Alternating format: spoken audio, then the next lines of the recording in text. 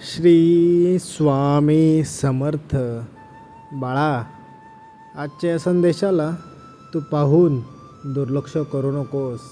आजचा हा संदेश तू शेवटपर्यंत नक्की बघ.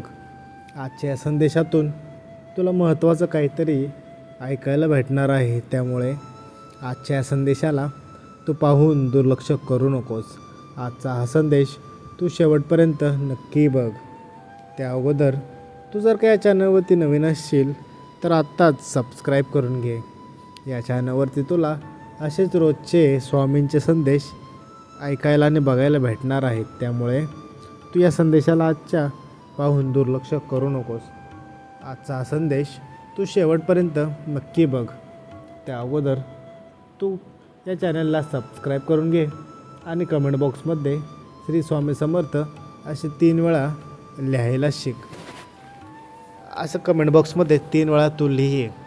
आजचा हा संदेश कदाचित तुझे जीवन बदलू शकते. त्यामुळे आजच्या या संदेशाला तू पाहून दुर्लक्ष करू नकोस.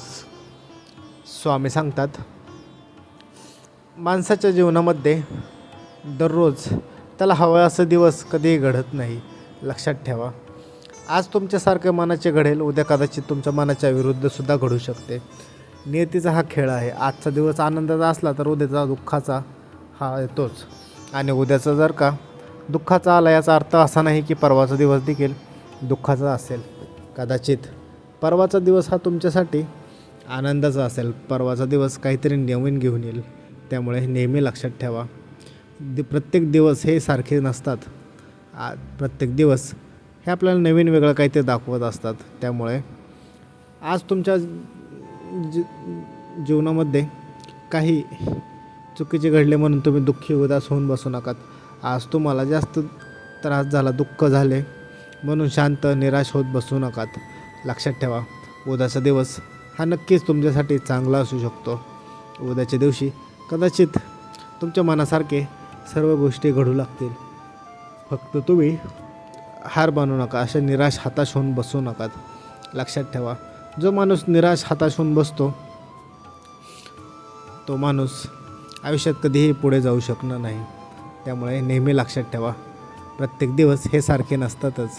जसे आपल्या हाताची 5 बोटे सारखे नसतात तसंच प्रत्येक दिवस हा सारखा नसतोच.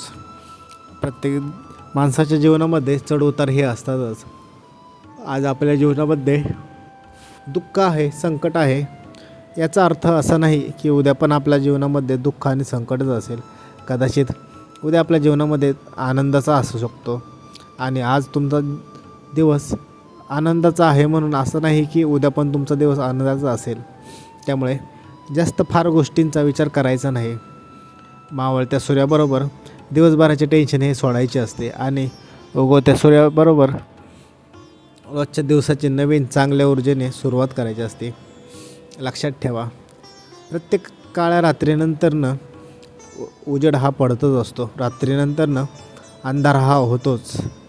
आपल्याला फक्त संयम ठेवायचा असतो. लक्षात ठेवा, कधीकधी आयुष्यामध्ये संयम असणे खूप महत्त्वाचे आहे.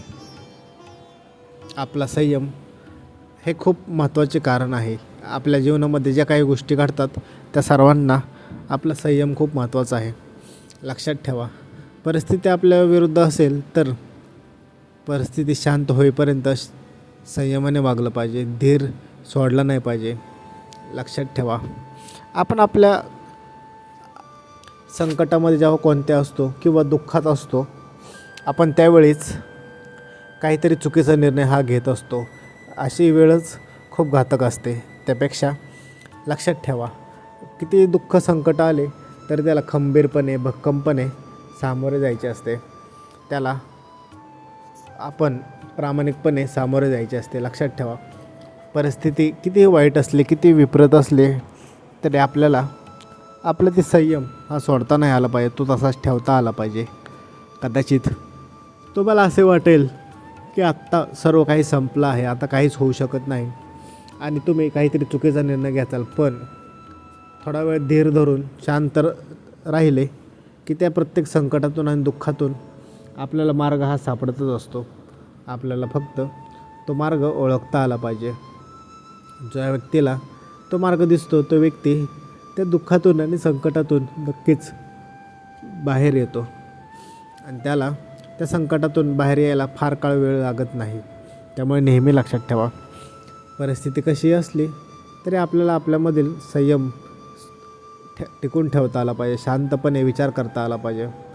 लक्षात ठेवा, माणसाचा गुण आहे, जो व्यक्ती रागामध्ये कोणताही निर्णय घेतो तो निर्णय त्याचा 90% किंवा त्यापेक्षा जास्त वेळा हा चुकीचाच असतो. त्यामुळे तुम्हाला जेव्हा राग येतो, जेव्हा तुम्ही दुःखात संकटात असता, त्यावेळेस कधीही कोणते निर्णय घेऊ नकात.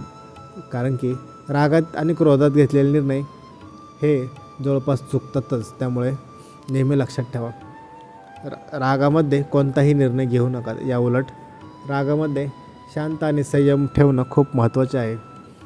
आपण आपल्या रागामुळे छोटे असलेले दुःख आणि संकट फार मोठे करून बसतो. याच्याने दुसऱ्यांचं काही फरक पडत नाही, पण आपण मात्र स्वतःचे विनाकारण नुकसान करून घेत असतो. त्यामुळे नेहमी लक्षात ठेवा, रागाला आणि क्रोधाला शांतपणे सामोरे जावा. परिस्थिती कितीही वाईट असली, कितीही दुःख असले तरी आपल्याला शांत संयमाने त्यातला सामोरे जायचे असते. रागाने कोणत्याही गोष्टीचे निराकार होत नाही.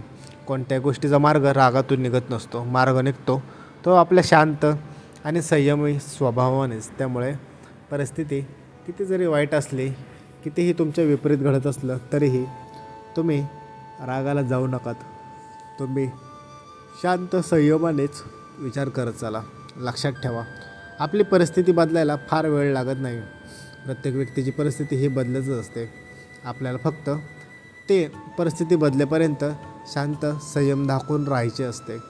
ज्या व्यक्तीला हे जमते तो व्यक्ती नक्कीच आयुष्यात परिस्थिती कशी आले, कितीही खडतर मार्ग आला, कितीही दुःख आले, संकट आले, तरी तो व्यक्ती त्या परिस्थितीतून नक्कीच मार्ग काढतो. त्यामुळे तुम्ही देखील नेहमी लक्षात ठेवा, परिस्थिती कितीही वाईट असली, कितीही संकटं असली तरी त्याला न घाबरता न डगमगता त्या संकटांना सामोरे जावा. संकट हे फक्त आपल्या मनातील एक विचार असतो. जेव्हा तुम्ही संकटांना भक्कमपणे सामोरे जाता तेव्हा तुम्हाला ते संकट नाही, एक काहीतरी नवीन शिकण्याची संधी दिसू लागेल. त्यामुळे संकट कितीही आली तरी घाबरू नकात, निराश होऊ नकात, हताश होऊ नकात. या उलट भक्कमपणे त्या संकटांना सामोरे जावा. लक्षात ठेवा, तुम्ही जेवढं संकटांना घाबरचाल तेवढे संकट जास्त तुमच्या आयुष्यात येऊ लागतील. या उलट संकटांना न घाबरता त्यांना भक्कमपणे साथ द्या, सामोरे जावा. बघाच ते संकट फार काळ तुमच्यासोबत राहणार नाही. ही गोष्ट तुम्ही करून बघा, नक्कीच तुम्ही आयुष्यात यशस्वी होचाल. श्री स्वामी समर्थ.